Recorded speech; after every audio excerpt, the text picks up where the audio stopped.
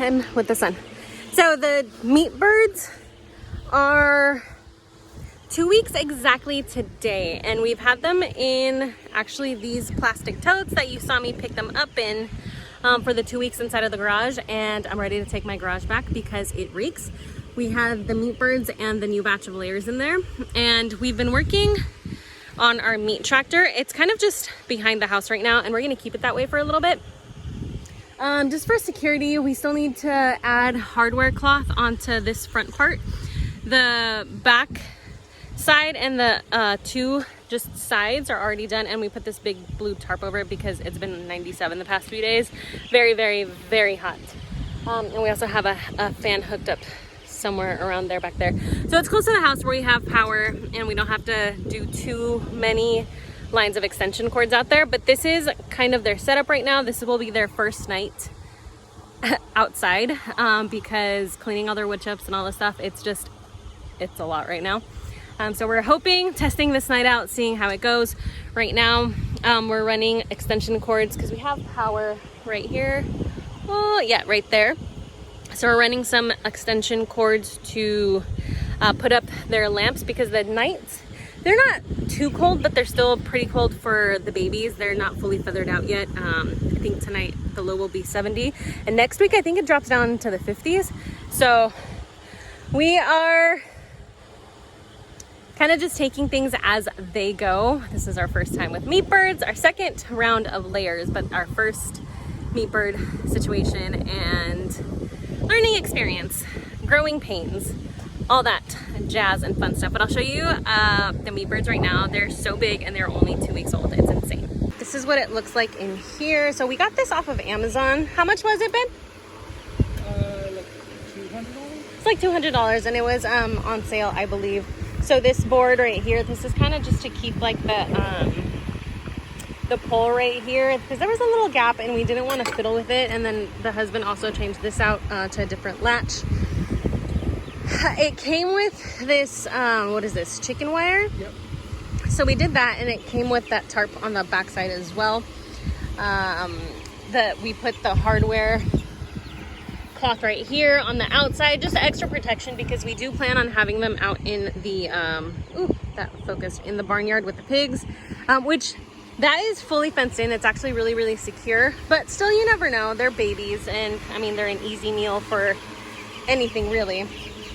So we have their big water that we're gonna, the husband's gonna work on the feeder that'll be hanging. This is what they're using right now, and it's working. Their heads are kind of starting to get stuck, so that'll be done in the next couple days. But they're hot. It is very warm, which is why the fan's on, the breeze. But we just set up these brooder lights here, like I said, because it gets a little chilly, a little too chilly for the babies here still. And then we'll adjust the height as needed for them. But this is their little home right now.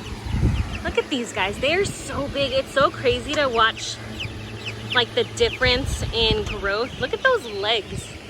Do you see those chonkers? Those are gonna make some fabulous bone broth. But look, the meat birds are what, like a week and a half younger than the layers, and look at how big they are next to the layers. They are some chunky babies. They're eating all the grass and all the yummies. That guy right there, that's one of our roosters. That's Chente. He's such a handsome dude. And then our other rooster is over there. I think I've decided to name him Pedro, like Pedro Infante or Pedro Fernandez, you know, something like that. That's my theme right now. We'll see. I haven't decided on his name, but this one is definitely Chente. The meat birds are also super friendly, much more than the layers, but it's okay. We'll get there. And then we have 4 guineas kind of spread out here among all the birds. So there's 50 birds in here right now. Actually 51, because there's 31 meat birds, 12 layers, 2 roosters, and 4 guineas. So it's a bit of a full house, and we're loving it. Look at them. Eating grass and bugs and all the fun stuff. I forgot to mention, okay, so this is a brooding box that the husband built, and we have the layers in here.